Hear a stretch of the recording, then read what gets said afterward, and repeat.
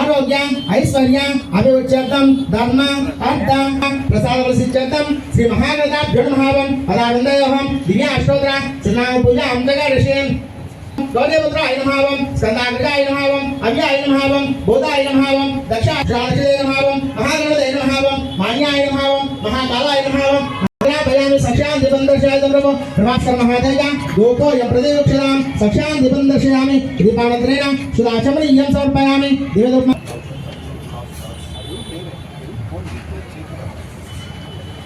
ప్రాణమహారదం ఏకనాథం భోజం సామ్రాజ్యం వైరాజ్యం పరమేశ్వరం రాజ్యం మహారాజ్యమాధిపత్యం ఏకనాథం రామేషాం ఆశాదాద వైదానసానాం జన్మక్షేత్రం నైసారణ్య పూజితం దేవోమేషాం దేవకీ పుణ్యరాశి మారేచ ముఖానమాం సన్నం ప్రపద్యం కళ్యాణాద్భుత గాత్రాయ కామితార్థ ప్రదాయినం శ్రీమద్ వెంకటనాథాయ శ్రీనివాసాయ మంగళం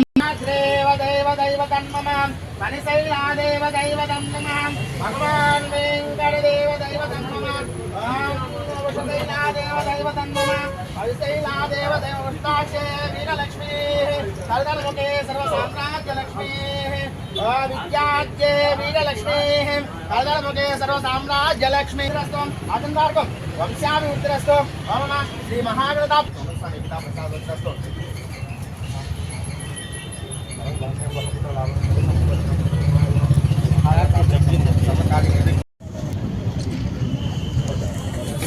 కావలి నియోజకవర్గ ప్రజలందరికీ కూడా వినాయక చవితి శుభాకాంక్షలు తెలియజేస్తున్నాం.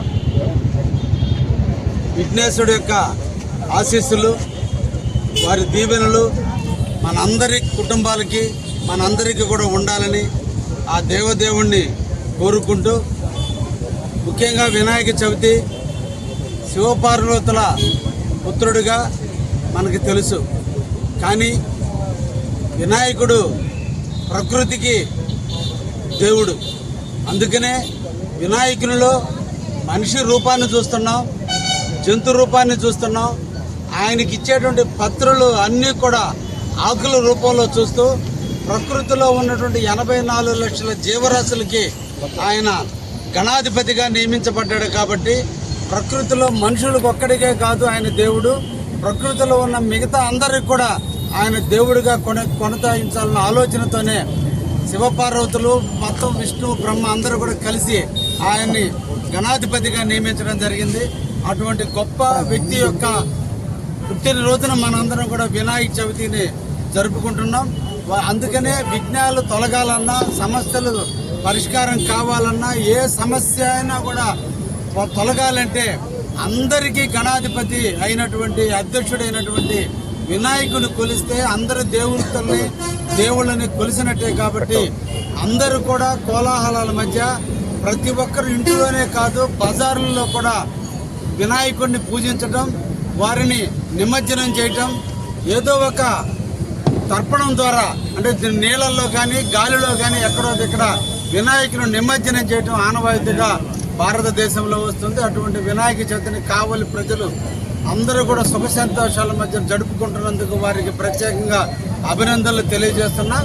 ఈరోజు ముఖ్యంగా కావలి నియోజకవర్గంలో దాదాపు 413 విగ్రహాలను ఈ రోజున కావలి నియోజకవర్గంలో ఏర్పాటు చేయడం కూడా జరిగింది. ఈ సందర్భంగా నిర్వాహకులందరినీ కూడా పేరు పేరున అభినందిస్తూ, ఎంతటి దృఢ సంకల్పంతో దేవుడి మీద భక్తి శ్రద్ధలతో మన విగ్రహాలని ప్రతిష్ఠించామో వాటి నిమజ్జన కార్యక్రమాన్ని కూడా ప్రశాంతంగా, ఎటువంటి ఆటంకాలు లేకుండా, ఎటువంటి ఇబ్బందులు రాకుండా, ముఖ్యంగా యువతంతా కూడా ఆ ఒక్కరోజు మందు బానిసలు కాకుండా, ఆ ఒక్కరోజు మందు తాకుండా ప్రశాంతంగా దేవుని తీసుకుపోయి సముద్రపు ఒడిలో మీరు నిమజ్జనం చేయండి అని చెప్పి సందర్భంగా అందరినీ కూడా కోరుకుంటున్నా. మీ మీద ఆధారపడ్డ కుటుంబాలు ఉన్నాయి, ఎన్నో రకాలైనటువంటి మంది మీ మీద ఆధారపడినారు. ఎక్కడైనా ఒక చిన్న ఇబ్బంది జరిగితే దానికి మన నియోజకవర్గం మూల్యం చెల్లించాల్సిన పరిస్థితి వస్తుంది. దురదృష్టవశాత్తు రాత్రి చాగుల నుంచి విగ్రహం తీసుకొచ్చు రాంగ్ రూట్లో ట్రాక్టర్ తోలే డ్రైవర్ వచ్చినందువల్ల యాక్సిడెంట్ జరిగితే ఈరోజు ఒక మనిషి ప్రాణాలు కోల్పోయే స్థితిలో ఉన్నాడు. 13 మంది క్షతగాత్రులైనటువంటి పరిస్థితులు ఎదురైన 13 కుటుంబాల్లో ఈరోజు విషాదం నెలకొంది. ఈ సందర్భంగా వాళ్ళు దేవుడిని కూడా కొలుసుకోలేని స్థితికి కారణం తోలే డ్రైవర్లు తాగిన మందు. అందుకని అందరు నిర్వాహకుల్ని పేరు పేరున కోరుకుంటున్నా, తప్పకుండా రేపటి నిమజ్జన కార్యక్రమాల్లో నిర్వాహకులందరూ కూడా శ్రద్ధ వహించండి. అందరూ కూడా ట్రాక్టర్లను పోటీలు పడి నడిపించేదానికి కాకుండా డ్రైవర్లందరూ కూడా మత్తు పానీయాలు సేవించకుండా ఉండేటట్టు చూసి దేవుడిని మనం ఎంత ప్రేమించామో ఆ దేవుడిని అంత సాగనంపాల్సిన బాధ్యత ఉంది. ఏ ఒక్క క్షణం కూడా మనం మైమరిస్తే ఆ క్షణం మనకి జీవితాంతం కూడా మనం పరితపించాల్సి వస్తుంది. కాబట్టి ఎక్కడ అవాంతరాలు జరగకుండా కూడా చూడండి అని కూడా ఈ సందర్భ నిర్వాహకులందరినీ కూడా కోరుకుంటూ, కావలి ప్రజల శాంతి కాముకులు, కావలిని కాపు కాసేందుకు మీరు నాకు ఈ అవకాశాన్ని ఇచ్చారు. తప్పకుండా నిరంతరం కూడా మీతో మమేకమైన ముందుకు నడిచేదానికి నేను కూడా సిద్ధంగా ఉన్నా. రేపో ఎల్లుండో పోలీస్ అధికారులు, రెవెన్యూ అధికారులతో కూడా, ట్రాన్స్పోర్ట్ అధికారులతో కూడా కలిసి మీటింగ్ కండక్ట్ చేసి ఎలా నిమజ్జన కార్యక్రమాలు నిర్వహించాలి, ఎన్ని క్రేన్లు పెట్టాలి, ఎలా చేయాలనేటువంటి కార్యక్రమాన్ని కూడా చేపట్టబోతున్నాం. మీరందరూ కూడా సమన్వయంతో మన ఈ కార్యక్రమాన్ని దిగ్విజయం చేయాలని మనసారా కోరుకుంటూ మీ నుంచి సెలవు తీసుకుంటున్నా. కావలి నియోజక ప్రజలందరికీ కూడా వినాయక చవితి శుభాకాంక్షలు తెలియజేస్తూ నమస్కరిస్తున్నాం.